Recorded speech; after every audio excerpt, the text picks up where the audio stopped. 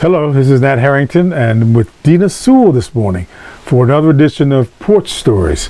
Welcome, Dena Sewell. Thank you very much. Thank you for having me for the interview today, Nat. You know, oral histories are told in a way that it captures the character of the community. And I'm happy to have been able to work with this series where we focused on longtime residents in generational families at Highland Beach and Venice Beach. And as director of the Frederick Douglass Museum and Cultural Center, you created Porch Stories. And it was fortuitous because your family is one of the founding families here in Highland Beach. Highland Beach goes back to 1893, incorporated in 1922. Your family was one of the first families here. Tell us about your family and how you got to Highland Beach. Okay, well, let's start with Dr. Francis. My great-grandfather was John Richard Francis Sr., and he built the house here at Highland Beach in 1896. He was a surgeon who owned and operated a hospital for coloreds on Pennsylvania Avenue in Washington, D.C., not far from the White House. He was also responsible for developing the nursing program at Freedman's Hospital, where he was appointed first assistant surgeon. Now, he and the Douglasses were friends, and when Highland Beach was formed, he was sold a lot across the street from here, where the museum is now and where the Douglass summer home was built. But Frederick Douglass and Frederick Douglass's son Charles had decided on this lot by the creek for his father's retirement home.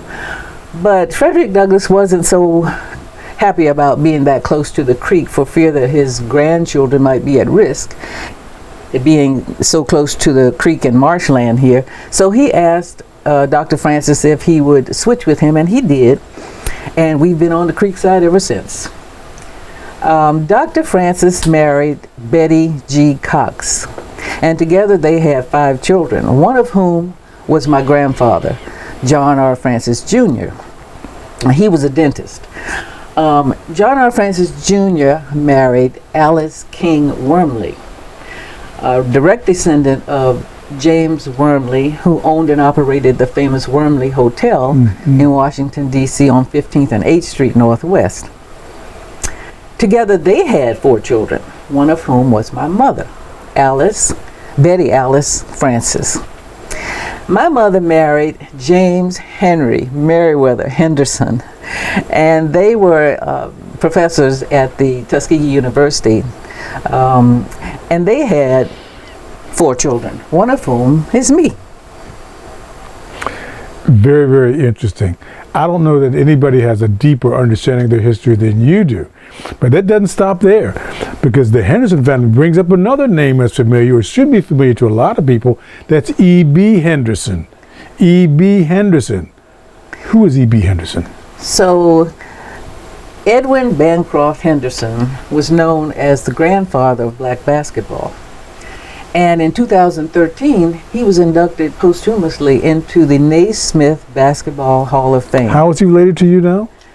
That's my father's father. Uh-huh. Now, you know, we also had dottings of family throughout the community when it first began. Yes. And for example, my mother's uncle, Dr. Milton Francis, built the house next door. He was the first black urologist at Howard University, at Freedman's Hospital. And then my mother's favorite aunt, Edith Wormley, she and her husband, Henry Minton, who was a doctor in Philadelphia and also one of the co-founders of the Boulay. They built their cottage at the corner of Douglas and Langston. It was called Villa Edie, and it was built in the mid-20s, and that's my mother's mother and her sister spent a lot of time there growing up here.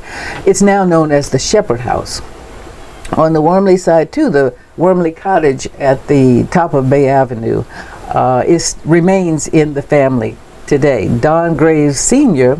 did our first porch story on his porch right there on the cottage that the Wormleys built in 1914. And my Uncle John Francis had a home on Oyster Creek where he moored his sailboat, and he took us out a lot on that.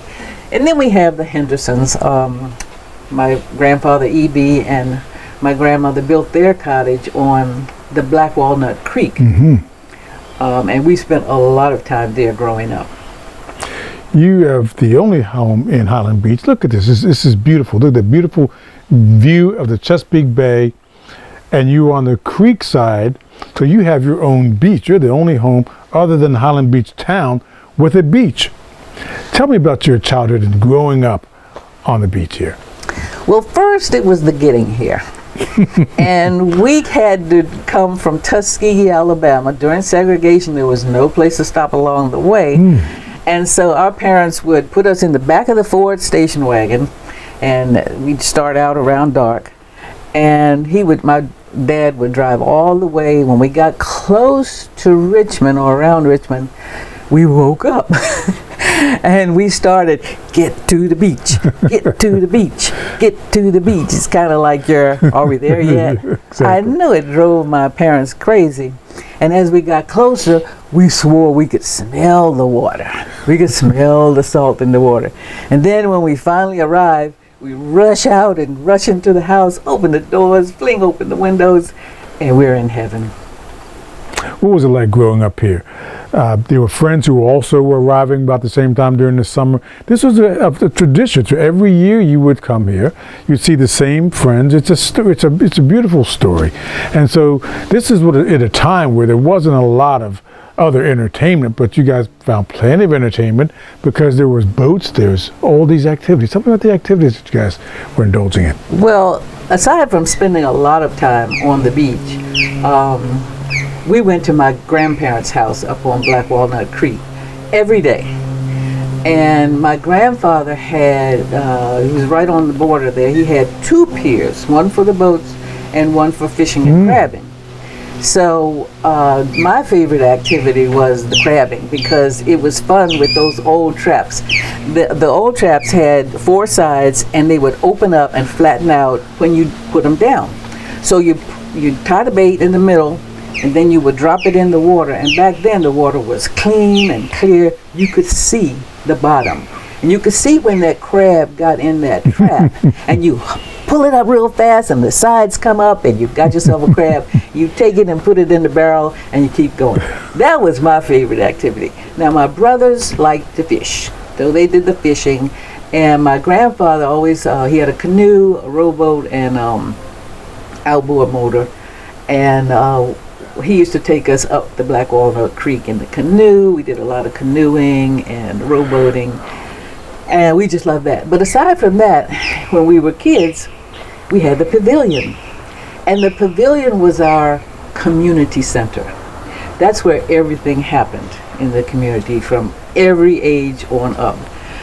The adults had their meetings, they had their card parties, we had bingo. Kids had the arts and crafts in the daytime. We had movies at night. There was dancing. There were all kinds of activities. My grandmother taught Sunday school on Sunday mornings. But as teens, we had the hotel, the grotto in the basement, with the jukebox and the ice cream and no phones. You know, there was a payphone at the hotel, but nobody could find you like they do today with cell phones. But I remember one time we were probably making a little noise on the outside deck porch, and someone sent the mayor up to check it out. And this was when Mayor Eunice Matthews was mayor. And she came up and she said, "Who's in charge here?" And we knew nobody was in charge. We scattered like little rabbits, and that was the end of that. It sounds like just a perfect childhood. And then you grew up, you went to school. Tell me about your education, how your father's access to France influenced your education and your career. Well, let's see now. The way that happened was the only summer that we did not come to the beach was in 1961 because my father took a sabbatical. He was a plant physiologist, and one of his European colleagues invited him to come do research at Le Fouilletron, right outside a suburb of Paris, in Gif-sur-Yvette. So we packed up and spent a year in France. and did a lot of traveling all throughout Europe. But we learned, we were immersed into the school system, so we learned how to speak French. So later on, after high school, majored in French, and I was able to take a junior year abroad and study in Paris. At Vassar, we also had a newly formed African Studies program, so I was able to study about the Afro-Francophone diaspora. So in my career, I taught English language learners to begin with, because they didn't have a French position open. And so our newly arrived refugees were from Vietnam, and this was 1975. French speakers. Was able to communicate with them in French. And also I taught French, and I was able to infuse into the curriculum my knowledge and awareness of the Afro-Francophone diaspora. And here you are today. You raised your family here, and now they're here as well. They enjoy Highland Beach as much as you did growing up. School's out, we hit the beach. School's in, we're back home. And they did some of the same things that we all did. They had hang out with their friends. They didn't have the pavilion, but they spent a lot of time at the beach and spent a lot of time at their friends' houses. There were sleepovers, there were eat-overs. This was the village, and it was their camp for the summer. So they enjoyed it, and they have fond memories of coming to the beach. My fondest memories and my best times at the beach were spent with my mother, because she would come up, help me with the kids, and this was our time together, and we were best buds. It sounds beautiful. You know, Highland Beach has a storied history. It was and still is a respite for the African American elite out of Washington, D.C. and nationwide to come and just let their hair down, have a breather, kick back, enjoy the beach, and be relaxed. Your story is a perfect story for that. I don't know whether you guys realize how privileged you were and are. How do you see Highland Beach's future from this point forward? Now it's a year-round community for about half the population, still a very tiny town, and half the people still have their summer homes only here. How do you see Highland Beach's future unfolding? I have great expectations for Highland Beach, for the community here. We are a blended community with new residents who bring their stories with them, and with the longtime residents, we're forming new memories now that will go into the history books for our future generations. So Dena, tell us about your father and his experiences here in Highland Beach, and how you and your daughter kind of kept that up with your involvement here in Highland Beach. Well, I've always wanted to live here permanently. I never wanted to go home. Every summer when it was time to go back home, I never wanted to go. So when I retired from the Fairfax County Public Schools in Virginia, we moved here. The house was renovated. The same architect who renovated the Douglass home drew up the plans for this home, and he wanted to take advantage of the views, sort of the panoramic views from the Thomas Point Lighthouse all the way up the Black Walnut Creek. So we have been enjoying living here since then. I've had a chance since retirement to also watch my adult children grow into themselves. And my daughter Shayna and I have served the community here. She was elected commissioner 2013. She has served one term, and she is currently the recording secretary for the Highland Beach Citizens Association. But she also volunteers a lot of time for activities on the recreation committee and whatever I might need at the museum. And I'm currently serving on the Board of Elections, the Board of Appeals, and working with operations at the museum. I really enjoy working with the docents, giving guided tours, meeting the visitors who come here, who are so elated to learn this history that they have not known about. Many people have not known about this history and this community. So I am enjoying that in retirement. So I'd like to end with something my mother said. She traveled all over the world. She'd been lots of places, but she always liked coming back here to Highland Beach, because in her words, There's no place like Highland Beach.